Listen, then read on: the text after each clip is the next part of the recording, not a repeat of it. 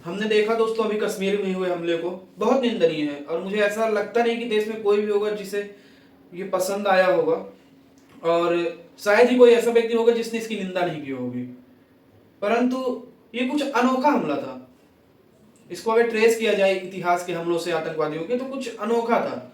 इसमें क्या था अनोखा? आप सबने देखा होगा, टारगेट किलिंग। लेकिन हमें क्या ध्यान देना है? ऐसा नहीं है कि टारगेट किलिंग को देखते हुए नफरत फैला दें। अगर मैं भी वही कर दूं, आप भी वही कर दो, तो मुझ में और आप में क्या अंतर? मतलब मुझ में, आप में और उस व्यक्ति में जो एक नफरत फैला रहा है, एक वो व्यक्ति जो 2 रुपए के लिए पोस्ट कर दे रहा है नफरत भरे, उसमें क्या अंतर है?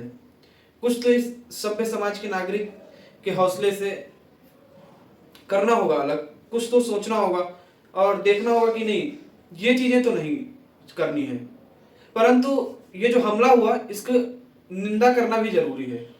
आपने देखा होगा जब टारगेट किलिंग हुई तो उस पर जैसी खबरें हैं, मैं चाहता तो कल भी वीडियो तुरंत रिकॉर्ड कर देता। न्यूज तो देख ही लिया था सबने, लेकिन ऑफिशियल डेटा आने का इंतजार और न्यूज आने का इंतजार और इंटरनल खबर आने का इंतजार किया गया।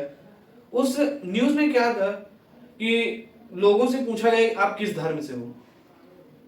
समस्या यहां नहीं है, क्योंकि देखिए, जो व्यक्ति गलत करता है उसका धर्म से कोई लेना देना नहीं होता है, क्योंकि ना तो वो अपने धर्म को सही ढंग से पढ़े रहता है। अगर उसको तनिक भी ज्ञान होता तो ये सब नहीं करता। परंतु दिक्कत उन लोगों से है जो इस बात को जस्टिफाई करने लगते हैं। आतंकवादी ने हमला किया, हम सब कंडेम कर रहे हैं, क्या हिंदू क्या मुसलमान, पूरा देश क्षतिग्रस्त है। सारे मुसलमान दोस्त मेरे परिचय वाले सारे स्टोरी लगा रहे हैं, सब सोशल मीडिया पे चिल्ला रहे हैं कि नहीं हमें बदला चाहिए। परंतु उनका क्या, जो सपोर्ट कर रहे हैं, जो जस्टिफिकेशन दे रहे हैं, जस्टिफिकेशन ऐसा जिसका कोई सर पैर नहीं है। मतलब उन्होंने धर्म में पूछ लिया, अरे पूछ मतलब उसको दूसरी चीज, देखिए गलत गलत होता है।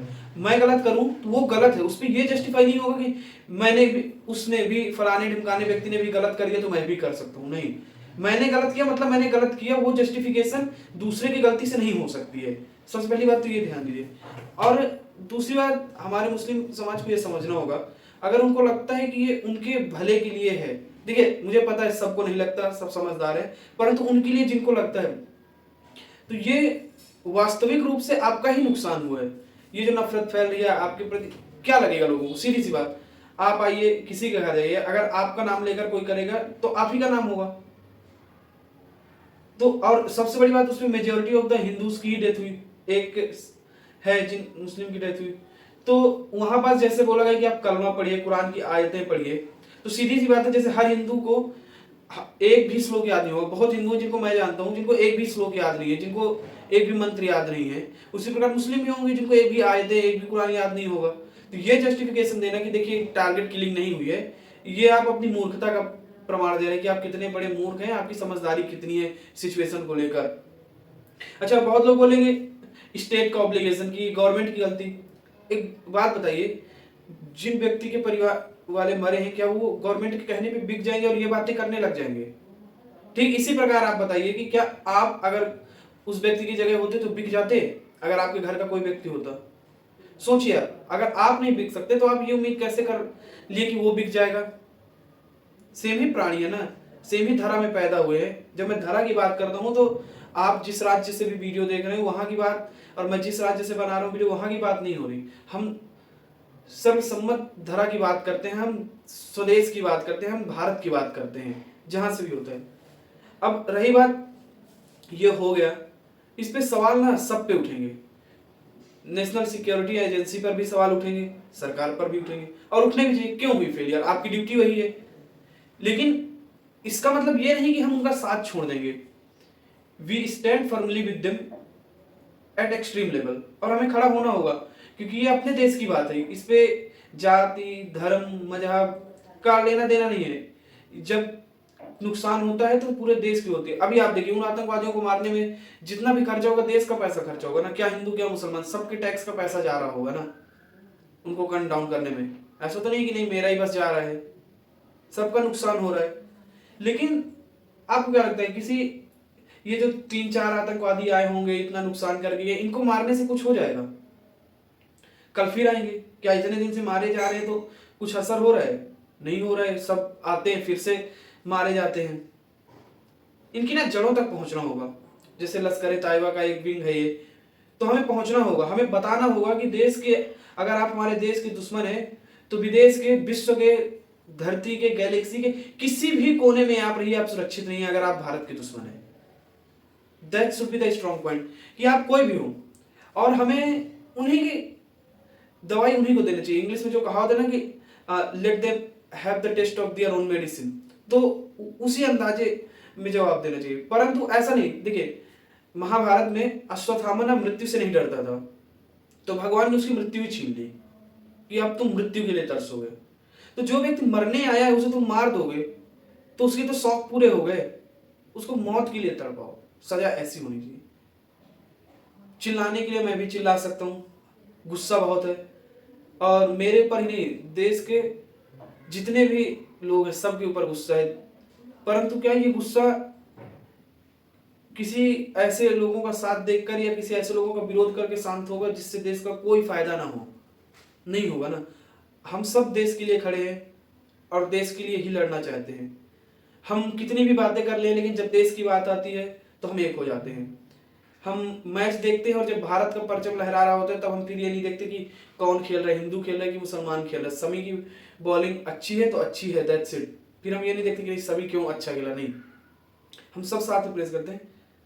सबसे बड़ी बात, मुस्लिम समाज को कंडेम करना सीखना होगा, जो कि बहुत अच्छी चीज। मतलब मैंने देखा कश्मीरी क्रिएटर्स को, स्पेशली मुस्लिम की बात करें यहाँ पास, क्योंकि जो टेररिस्ट थे उन्होंने बोला ना कि इस्लाम को मद्देनजर रखते हुए उन्होंने बहुत ही कंडेम किया कि नहीं ये इस्लाम नहीं है। बहुत अच्छी चीजें लगी। परंतु क्या हम लास्ट तक खड़े रह पाएंगे? क्या हम लास्ट तक विरोध कर पाएंगे?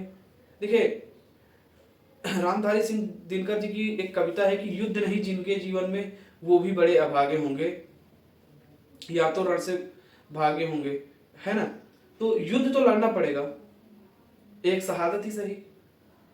आखिर एक ही सत्य है जीवन में, मृत्यु। तो फिर क्यों डरना?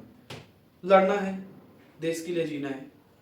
और बस पता है इतना गुस्सा है कि चिल्लाया नहीं जा रहा है। कुछ गुस्सा होते हैं ना जो अंदर ही अंदर रह जाते हैं, जिनके बारे में बोलना कहना नहीं हो पाता है।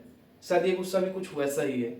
शायद हर वीडियो में चिल्ला दिया जाता होगा, हर वीडियो में आवाज ज्यादा तेज रहती होगी, परंतु पता नहीं क्यों एक क्रोध है अंदर से, एक रिवेंज है जो सबके मन में है। एक गवर्नमेंट से डिमांड है कि ऐसा बदला चाहिए जिससे निस्ते नाबूद हो जाए, जिससे आने वाले टेरर अटैक से करने से 500 बार पहले सोचें और फिर भी ना करें। सीधी सी बात, जो मरने से नहीं डरता उसे मृत्यु क्यों देना, उसे मृत्यु के लिए तड़पाना, ये होती है सजाएं। Let them have the taste of their own so called medicine. और जिनकी जान गई उन पर राजनीति करना बंद कीजिए, बस इतना ही है। और ये 2 रुपए 3 रुपए के ट्वीट बंद कीजिए। इनसे ना तो आपका समाज सुधरने वाला है ना कुछ, आप गर्दिश में भेज रहे हो अपने समाज को। नहीं है मेरे पास कोई सब, इतने ही है और कुछ नहीं है कहने के लिए।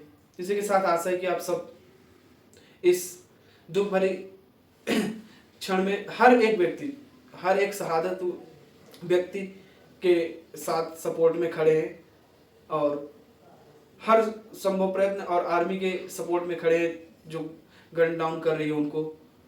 फालतू के सवाल नहीं पूछे जाएंगे आर्मी से कि आपने ऐसा क्यों किया, सबूत दीजिए, है ना। क्योंकि कुछ चीजें हवा में रह जाए तो ही अच्छे बस में बदला मिल जाए, सीधी सी बात है ना। तो हर चीज के जवाब मिलते हैं। फिर भी एक आशा के साथ कि हम सब खड़े हैं, बस कुछ नहीं, इतना ही है आज के वीडियो में। जय हिंद, वंदे मातरम।